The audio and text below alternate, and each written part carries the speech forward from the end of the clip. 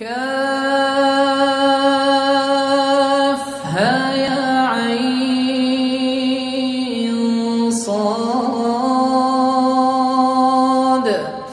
ذكر رحمة ربك عبده زكريا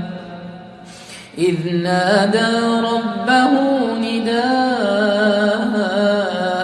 خفيا قال رب إني